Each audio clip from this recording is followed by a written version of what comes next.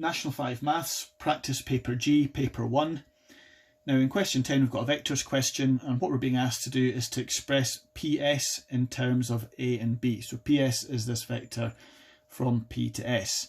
Now the information that we're given here is that PR, so PR is vector A, so from P to R that's vector A, and QS is vector B, so from Q all the way to S is vector B. Okay, now it also tells us the diagonals of the kite intersect at T, where PT is equal to 2 of TR. So this is half the size of this. So that means this has to be 2/3 of the whole thing, because if that is half the size of that, if we put all those together, we've got 3/3. So we can say that PT equals 2/3 of PR.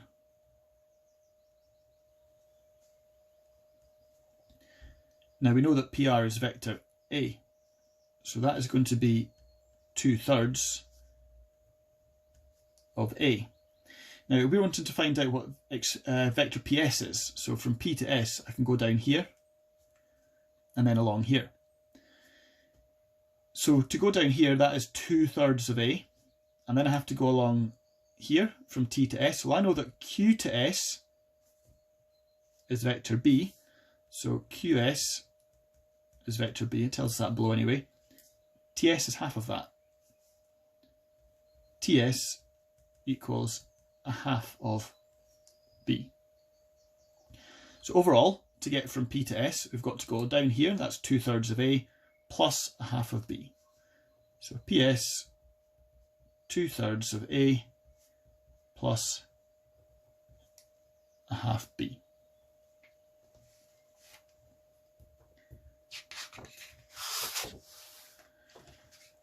Now in question 11, it is a non-calculator paper, this one, and it can often be a little bit confusing to solve this because it mentions sine, etc. And folk think they have to have their calculator for that. Well, that's not actually the case here. It tells us what sine of 30 is equal to, and it tells us we've got to show that sine B equals a fifth. So there's a clue there we're going to have to use something involving sine. It doesn't mention area at all, so there's no area of a triangle rule. So it's the sine rule we're going to use. We've got an angle and we've got a side. There's a pair there. And we've got to show that the sine of B is equal to a fifth. But we've got a pair here, we've got B and the side across from it. So we've got a couple of pairs there. So if that's capital A, I'll call that small a, capital B, small b, capital C, small c. So you can write down our formula, A over sine A equals B over sine B, etc.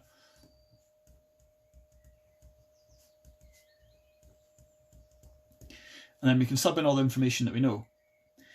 So A is 10, so it's 10 over sine 150 equals B, which is 4 over sine B.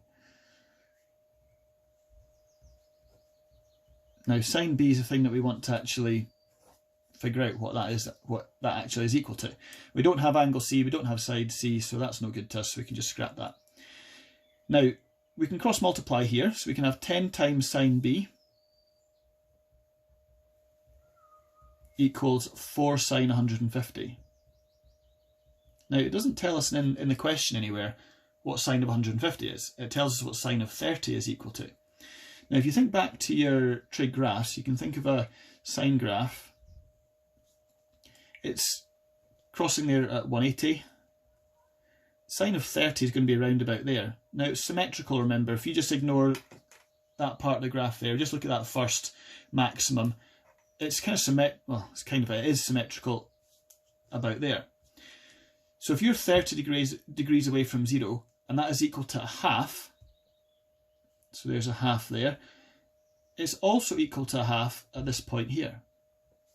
So if that's 30 degrees above 0, that's going to be 30 degrees less than 180. So that would be 150 there. So what we know then is if sine of 30 equals a half, well, so does sine of 150 due to symmetry. So this bit here, sine 150, that's just equal to half. So 10 sine B equals 4 times a half. Well, 4 times a half is just 2. So 10 sine b equals 2. We can then divide both sides by 10. So sine b equals 2 over 10, and that simplifies to a fifth, and that's what we were asked to show. So you have shown that sine b is equal to 1/5. Now in question 12, we've got some indices here, and we've got to express it in its simplest form. So you've got to think about what are the rules if you're multiplying indices and if you're dividing them. So we're going to look at the numerator first. So if you're doing b to the half times b to the 5 over 2, that's where you add the powers together. So it's a half plus 5 over 2, but we've already got the same denominator, so you don't have to work anything out with denominators there. So it's one half and 5 halves equals 6 halves. Halves. 6 over 2 is 3. So our numerator is going to be b cubed. So here we can rewrite that as b cubed over b squared.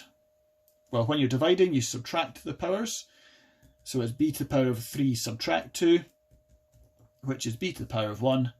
And as you know, that is just equal to b.